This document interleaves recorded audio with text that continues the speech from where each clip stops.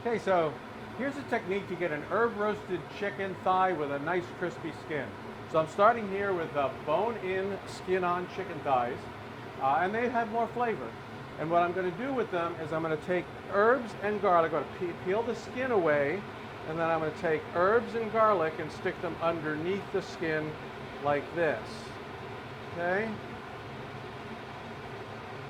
And like that.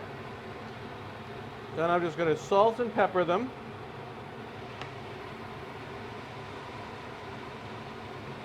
Salt and pepper. I got a nice hot pan over here. Hit the pan with a little oil. Not too much because the skin's going to render very nicely. So what I'm using today, the herbs that I put here, I put thyme and sage under. Now I realize that some people don't eat the skin, but even if you don't, cooking with it on adds flavor for a couple of different reasons. First, it does keep the herbs from burning because the skin is now protecting these herbs. It makes sure that the herb flavor gets into the meat, and in itself it renders and it adds that nice little flavor of the chicken fat. So I would recommend that you do it this way. Even if you're not going to eat the skin, you can always take it off later. And if you're going to do it that way, by the way, you would want to salt and pepper under the skin, not on top of the skin like I did. Okay, so we have to now cook these until we get nice, the skin gets nice and rendered and nice and crispy. So we'll be back in a couple of minutes. Okay, so it's been about 4 or 5 minutes that it's been in the pan at medium high. And I'm going to flip these over now, and you're going to see how nice and brown that skin is. And it's been rendered of most of the fat. It's nice and crispy. I'm going to flip it over, and I'll leave it in here for maybe another minute or so. Sear the other side. And then from there, what I'm going to do is I'm going to put it in the oven here at 375, and we'll let it until we get to a temperature of about 165, 170 degrees. We'll take it out. We'll let it rest.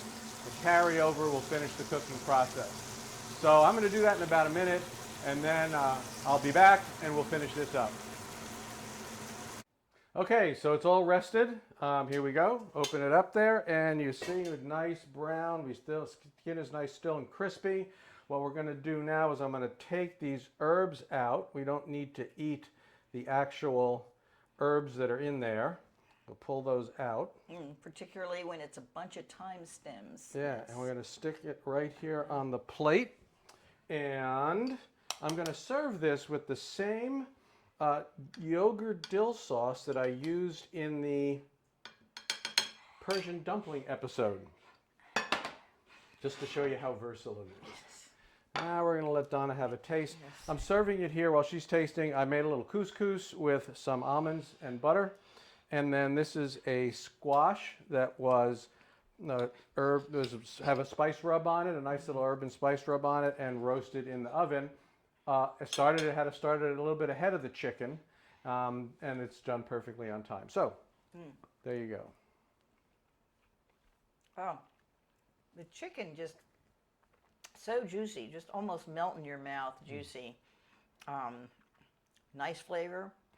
I happen to love crispy skin. You note he didn't put the sauce on top of it. Yep.